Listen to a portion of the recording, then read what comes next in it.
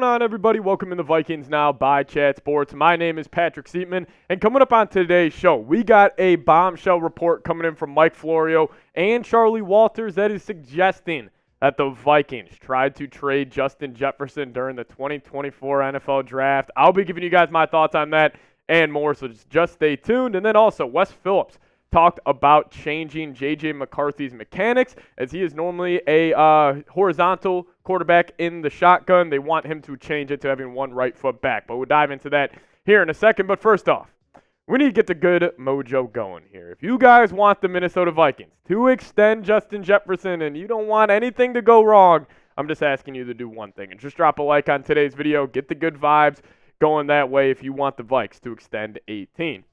Now, I do want to make this point before we start diving into the report from Charlie Walters and Mike Florio. First off, I don't believe this. I really don't believe that the Minnesota Vikings on draft day were calling other teams and using Justin Jefferson as the trade piece to go trade up. My thoughts being, why would the Vikings go get the Houston Texans' 23rd pick if they already knew in their back pocket that they were shipping away Justin Jefferson? I mean, I'm sure they took calls around 18, just like how any other GM would take calls on 99.9% of their roster. But I really don't believe that the Vikings were actively shopping Jefferson during the draft. But hey, this was a report Charlie Walters put out. He said there was buzz at draft time that the Vikings wanted to move from number 11 to number 5. Not to pick a quarterback, to get LSU wide receiver Malik Nabers, who was picked number 6 by the Giants. Had that trade occurred, Jefferson would have been traded, and Nabers would have been the number 1 wide receiver. If this is true, if that report is 100% true, and the Vikings were calling up to the Los Angeles Chargers at pick 5, wanting to trade number 18 for Malik Nabers, I think that is idiotic. Because in that thought process, 4 years down the line, let's just say Malik Nabers ended up being the wide receiver that Justin Jefferson is. So you're saying you would have just then traded him to move up back into the first round to just get another wide receiver? I just think that is idiotic for the Minnesota Vikings to think that way just because you drafted a good player and his contract is up, that because you don't want to trade him, you just ship him off to another team. Because if you look at his numbers over the first 60 games of his career, he has just been fantastic. And this is just showing what he's done on the field. I think what he's done off the field is just as special.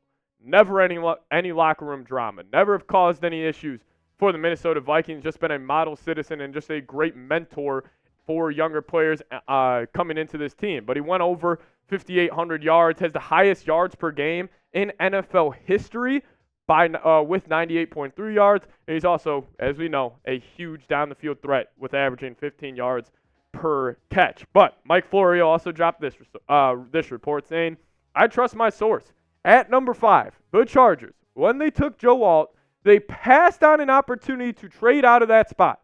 The team that wanted to move up to that spot, I'm told, the Minnesota Vikings, and not to take J.J. McCarthy, the Vikings, I'm told, we're trying to move up to number 5 to get Malik Nabers. What does that tell you about the Vikings and Justin Jefferson? This tells me nothing. I really don't believe this is true at all. If the Vikings, their whole plan this offseason, all the reports we heard about them trading up in the NFL draft, all that smoke was for them to go get Malik Nabers. I just find that really hard to believe. But all of this report, all these rumors stem back from Jefferson not getting extended just yet. And I'm sure Jefferson was looking at the recent wide receiver deals that went on in the NFL this offseason, seeing A.J. Brown get 3 years, $96 million.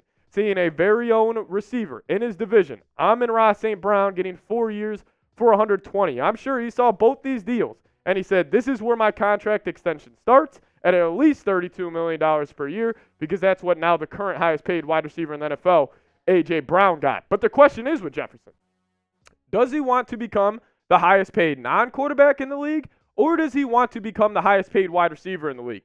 Because does he want to top Nick Bosa's contract of 5 years, $170 million, or does he want to top A.J. Brown's contract of signing 3 for $96? Now, when I heard all these reports this morning, and my take on this, the Vikings are not trading Justin Jefferson. I thought this was just people creating stories for clicks because they know that it is inevitable that a deal does get done for the Minnesota Vikings and Justin Jefferson. But I think they just wanted to take advantage of the kind of buzz and the drama of 18 not getting that deal done yet. And if we forgot, July 31st is a pretty important deadline for the Minnesota Vikings in getting this extension done with Jefferson. This is coming in from Dan Graziano of ESPN saying there's a number of reasons to think an extension might take until closer to the season. The Vikings have a policy with their signing bonuses where July 31st is kind of a key date, and they might want to wait until after that. And then also Kevin O'Connell on the Kay Adams show said, I know everything's going to get worked out there. Justin knows the love and admiration that I have for him. And he knows such a big part of what we do around here. That's on the field. That's off the field. He brings such a great energy to our building every single day, and he's the ultra competitor as far as when he steps in between those white lines. And if I was running the Vikings, there is no scenario I would be trading Justin Jefferson. You know, if this was a situation where maybe Jefferson had some off-the-field issues and he wasn't too happy about the direction of the Vikings and he's been vocal about it and maybe it could be a locker room issue, yes, then I would consider trading him. But in terms of a player that you took at 21st overall of the NFL draft, he has had no issue. He has outperformed his rookie contract. He has been a great leader in that locker room. And by no means would I consider trading Justin Jefferson, even if it was for the number 1 pick in this year's draft for Caleb Williams. I still would have had some second guesses on trading 18 because if you guys remember that one year, the Vikings went 13-4, won all those one-score games. What was the biggest reason for it? It wasn't Kirk Cousins. It wasn't Dalvin Cook. It was because of Justin Jefferson putting this team on his back late in these games. But you guys let me know. Would you ever trade Justin Jefferson? Give me a T for trade or give me a P for pass down in the comment section. Let me know what you guys have to say. All right, coming up next here, we are going to be talking about the Vikings changing a couple of J.J. McCarthy's mechanics. I think it's pretty important, so I wanted to get you that news out to you guys. But before we dive into that, I do want to tell you guys about a sweet deal we have going on right now at chatsports.com/Vikings jersey. Get your J.J. McCarthy jersey today. He's wearing number 9. This is an example of the throwback jersey he's going to be rocking. I love it. He is going to look super fresh in that number 9 jersey, and you guys can as well. Just head to chatsports.com/Vikings jersey. Get your J.J. McCarthy jersey today. All right, let's see what Wes Phillips had to say about changing a couple of J.J. McCarthy's mechanics. So he says, we've got him with the left foot up stance, which is a little different for him. So just kind of adjusting how you're used to standing in the gun with your left foot up, or if you're used to more of a square stance, which J.J. McCarthy did at Michigan, or some people are right foot up. He also said trying to get everybody kind of on the same page with how we do it and how it times up with all of our concepts. He's doing well with it thus far. So I did want to show you guys 2 examples of J.J. McCarthy and Kirk Cousins. This is J.J. McCarthy when he was at Michigan this past season. If you guys see, his feet right now are square in the shotgun, and you know the Vikings wanted to change that because now if you look at Kirk Cousins, this was dating back a couple of seasons ago with the Minnesota Vikings. Kirk, as you see, his right foot is back, and this is just all due to the timing routes. Like the Vikings are trying to help J.J. out. We know he has a really quick release. And when I heard this, I immediately thought of what the Packers tried to do with Aaron Rodgers. You know, remember their number 1 beater of the Mike Zimmer defense? It would always have these quick throws out to a wide receiver. And I think that's what the Vikings are trying to replicate right here with having J.J. have his right foot back so he can just get that ball out that extra second faster. So I thought that was pretty interesting. And Wes Phillips kind of seconded those thoughts in. The NFL is such a timing and rhythm-based game, whereas at college in times, there's just a little more bouncing around or just kind of shuffling around.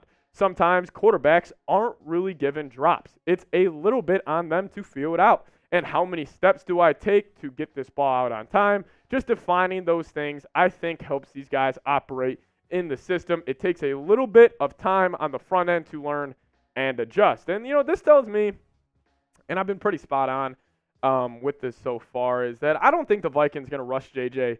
at all. You know, we broke down, Sam Darnold contract, how that plays into him, him starting a good amount of this season. And I don't expect to see at least J.J. McCarthy till at least week 12. Like, I think he's going to sit out all of year 1. I don't even think the Vikings are going to tease the idea of playing him. Honestly, if I had to predict it, I don't even know if J.J. suits up for a game this year. I think they're going to run out Sam Darnold and Nick Mullins and have J.J. be that emergency quarterback. But, that's just kind of what my gut's telling me if just kind of reading the tea leaves and connecting the dots of how the Vikings have been handling, this situation. That's where I think it's going to lean. But, who knows? Maybe they throw us a curveball here and he's out there by like week 3 or something. But if they're already changing mechanics and all those little things, I just think it, is giving me more insight that they are going to, be patient with this process. But let me know.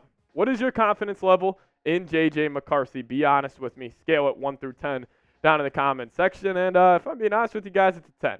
I've never had any doubts about him, dating back to even high school. I thought he was going to win a championship at Michigan. I've been a big fan of him, since he's been playing with the Wolverines. And, I think he's going to live up to the hype. I think he's going to be a franchise quarterback. And I think we're going to be chanting J.J. to J.J. for years to come. But, I'm at a 10, but you guys obviously let me know where you're at. And also, give me a follow on Twitter. That's the handle right there, at Pat Sieps. If you guys want to follow back, just give me a follow, and I will do so, tweeting about the Vikings all year long. So hit me up over there. We'll see you guys next time. Go Vikes.